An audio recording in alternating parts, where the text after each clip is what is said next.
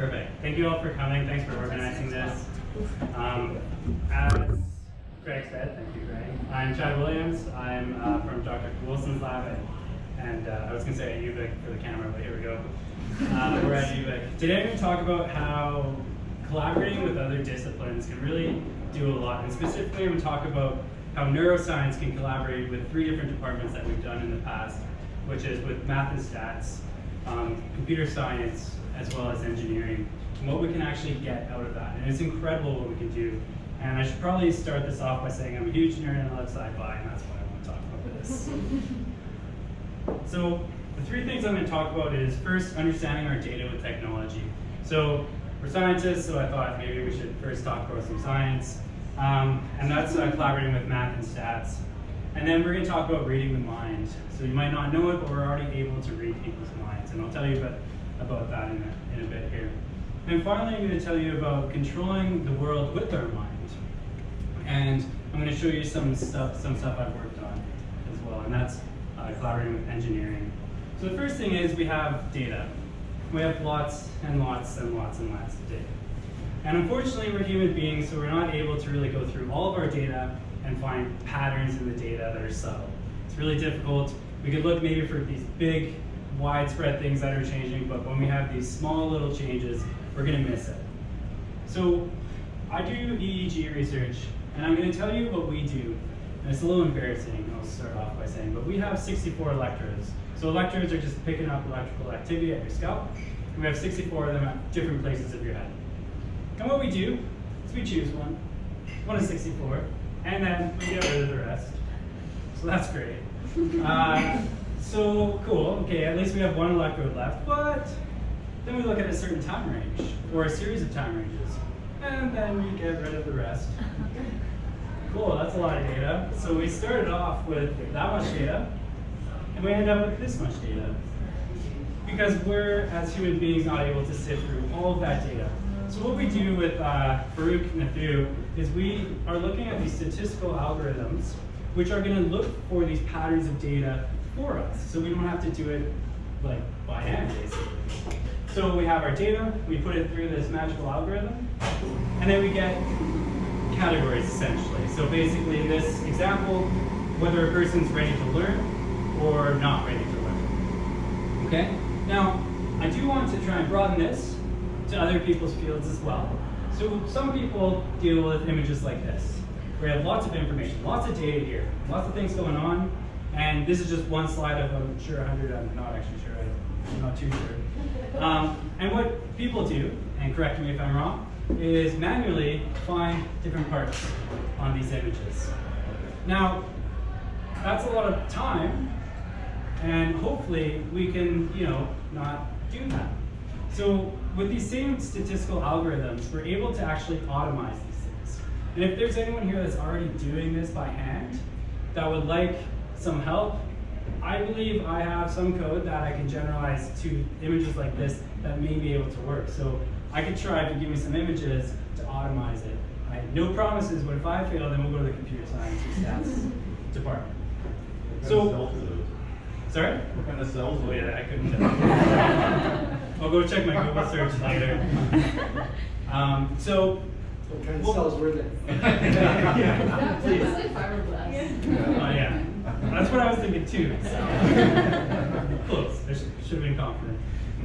So let's talk about how we can use these algorithms to look at our data. Let's talk about some things that are more interesting. So reading the mind, that's pretty cool. So we've collaborated with computer science department, but I'm going to talk about 2 studies. One that we're not part of, this one, and then one that we are part of. So this was done in 2008, which is still quite a long time ago. And what they did is they showed people a bunch of words while they were in an fMRI scanner. Now the other experiment that I'm going to tell you about that we did is the same thing, but with EEG. So we showed people a bunch of words. And they put basically machine learning type mechanisms, so computer science algorithms, to a classifier. And they tried to predict brain activity, fMRI brain activity, from the word. So they show someone a word, then they put their algorithm through, and then their algorithm pops out what it thinks the brain activity should look like. And then they compare it to the actual brain activity.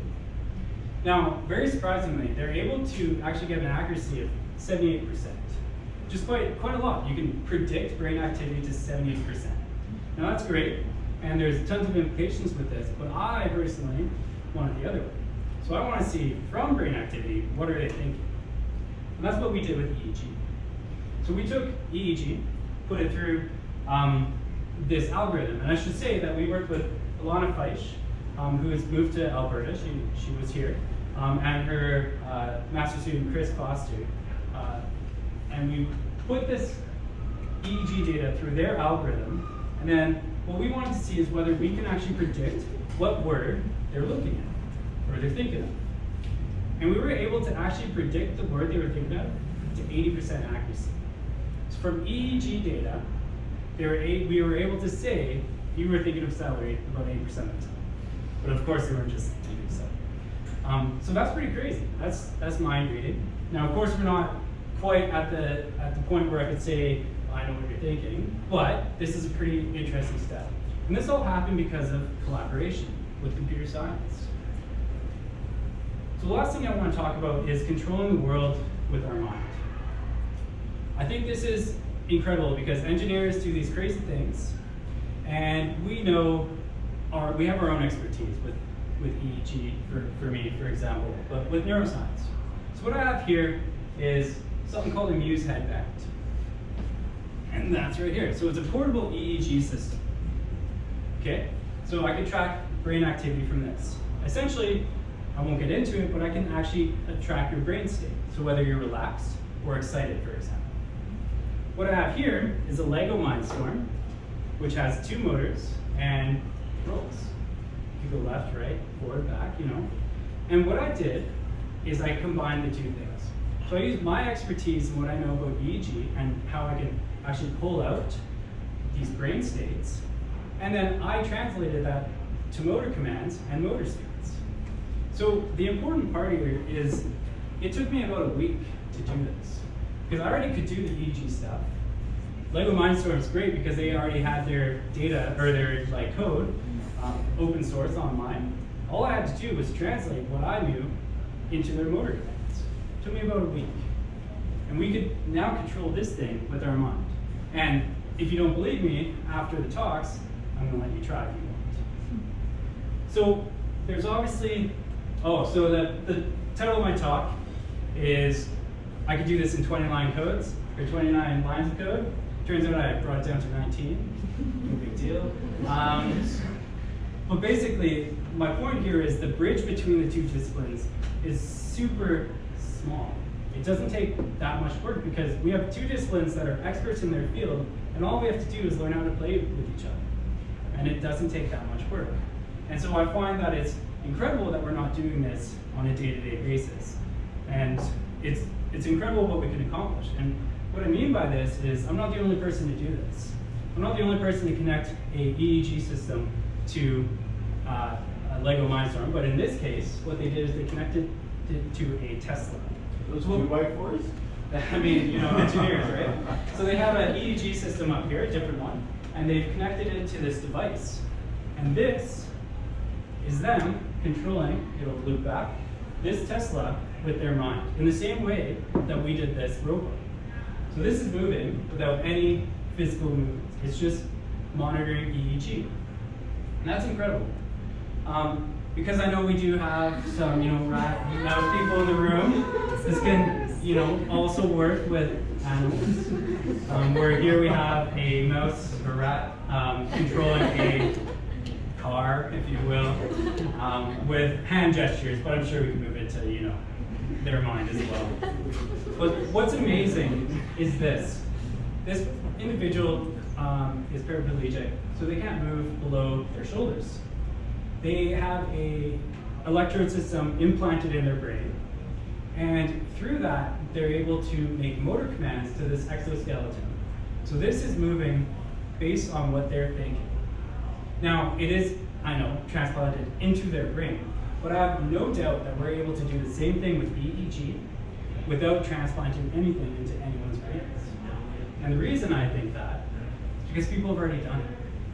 This is incredible. This individual is controlling this hand with this EEG system on your head.